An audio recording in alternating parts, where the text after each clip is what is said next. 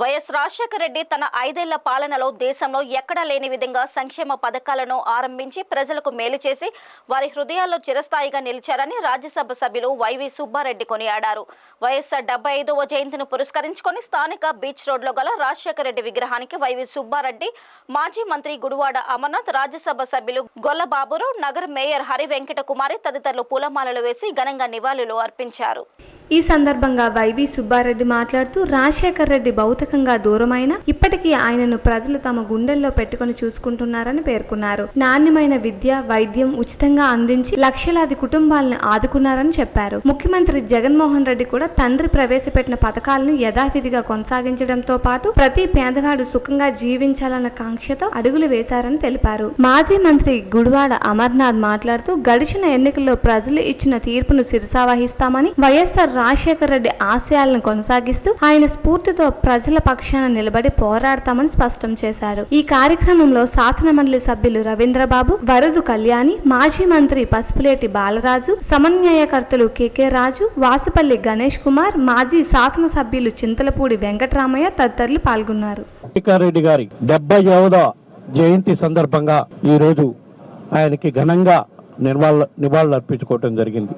ఈ సందర్భంగా ఈ కార్యక్రమానికి విచ్చేసిన నగర మేయర్ హరి వెంకట కుమార్ గారికి, రాజ్యసభ సభ్యులు బాబురావు గారికి, మాజీ మంత్రి వర్యులు అమర్నాథ్ గారికి, జిల్లా అధ్యక్షులు కోలా గురువులు గారికి, మాజీ శాసనసభ్యులు నాగిరెడ్డి గారికి, మాజీ శాసనసభ్యులు గణేష్ గారికి, ఈ కార్యక్రమానికి ఇచ్చేసిన వైఎస్ఆర్ కాంగ్రెస్ పార్టీ నాయకులకు, కార్యకర్తలకు అందరికీ కూడా ఈ సందర్భంగా నమస్కారం తెలియజేస్తున్నాం. ఉమ్మడి ఆంధ్రప్రదేశ్ రాష్ట్రంలో కేవలం 5 సంవత్సరాల 3 నెలలే ముఖ్యమంత్రిగా పనిచేయటం జరిగింది.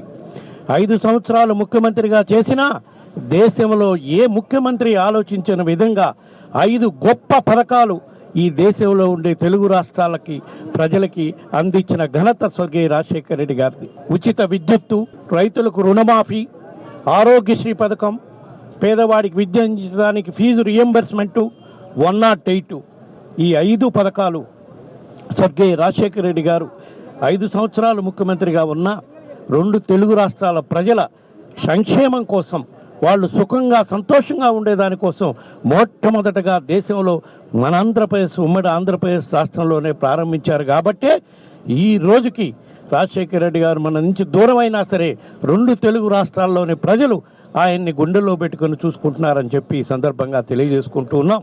మరీ ముఖ్యంగా విద్య, వైద్య రంగాల్లో స్వర్గీయ రాజశేఖర రెడ్డి గారు ఎన్నో గొప్ప మార్పులు తీసుకొచ్చి పేదవాడికి నాణ్యమైన విద్య, నాణ్యమైన వైద్యము ఉచితంగా అందించే కార్యక్రమం ఆ రోజుల్లో ఆయన చేస్తే, వైఎస్ రాజశేఖర రెడ్డి గారి ఆశయాల సాధన కోసం పార్టీ స్థాపించిన మన నాయకుడు, మన పార్టీ అధ్యక్షుడు, వైఎస్ఆర్ కాంగ్రెస్ పార్టీ అధ్యక్షుడు జగన్మోహన్ రెడ్డి గారు పేదవాడికి నాణ్యమైన విద్య, నాణ్యమైన వైద్యము వాళ్ళ ఇంటికాడే అందించే విధంగా, వాళ్ళకి ఉచితంగా విద్యను అభ్యసించే విధంగా, ఉచితంగా వైద్య సౌకర్యం ఇచ్చే విధంగా, టెస్టులు చేయించి ఉచితంగా మందులు ఇచ్చే గొప్ప కార్యక్రమాలు మన ఆంధ్రప్రదేశ్ రాష్ట్రంలో గత 5 సంవత్సరాలు అమలు చేసిన ఘనత మన పార్టీ అధ్యక్షుడు జగన్మోహన్ రెడ్డి గారిదని చెప్పి ఈ సందర్భంగా తెలియజేసుకుంటూ ఉన్నాం. పేదవాళ్ళు ఎక్కడున్నా సుఖంగా సంతోషంగా ఉండాలి, వాళ్ళు ఎప్పుడూ వాళ్ళ ముఖంలో చిరునవ్వు ఉండాలని ఆ రోజుల్లో రాజశేఖర రెడ్డి గారు ఎన్నో గొప్ప కార్యక్రమాలు ఆంధ్రప్రదేశ్ రాష్ట్రంలో చేశారు.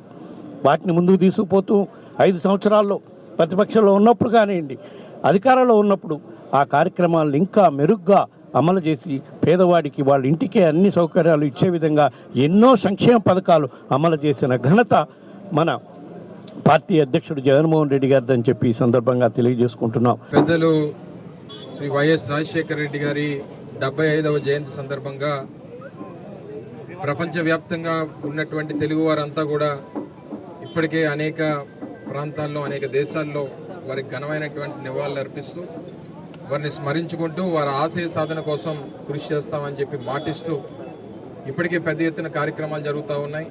రాష్ట్ర వ్యాప్తంగా కూడా వైఎస్ఆర్ కాంగ్రెస్ పార్టీ నాయకత్వం శ్రేణులు అంతా కూడా అనేక సేవా కార్యక్రమాలు, అనేక స్వచ్ఛంద కార్యక్రమాలు చేస్తూ వారికి ఘనమైనటువంటి నివాళులు అర్పిస్తూ ఉన్నారు. మరి ఈరోజు మన విశాఖపట్నంలో కూడా వారి విగ్రహానికి నివాళులు అర్పిస్తూ పెద్దలు సుబ్బారెడ్డి గారు, పెద్దలు బాబురావు గారు, గౌరవ మేయర్ గారు, వేదిక మీద ఉన్నటువంటి పెద్దలందరూ కూడా వాళ్ళు నివాళులు అర్పిస్తూ వారు చేసినటువంటి కార్యక్రమాల గురించి, వారు 5 సంవత్సరాలు 3 మాసాలు ఉమ్మడి ఆంధ్రప్రదేశ్ రాష్ట్రానికి ముఖ్యమంత్రిగా ఉన్నటువంటి కాలంలో ఎంత బలమైనటువంటి ముద్ర తెలుగు రాష్ట్ర ప్రజల్లో వేశారో అనేటువంటిది ఎప్పటికీ కూడా మర్చిపోలేనటువంటిది.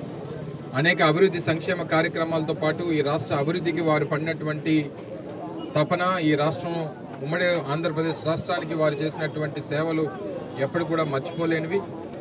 అందుకనే జగన్మోహన్ రెడ్డి గారు గడిచినటువంటి 5 సంవత్సరాలు వారు ముఖ్యమంత్రిగా ఉన్నంతకాలం జూలై 8వ తారీఖు అంటే రాష్ట్రంలో ఉన్నటువంటి రైతులకి ఒక పండుగ వాతావరణం తీసుకురావాలని చెప్పి ఒక రైతు దినోత్సవంగా మనం గడిచినటువంటి 5 సంవత్సరాలు జరుపుకున్నటువంటి సందర్భాలు చూసాం.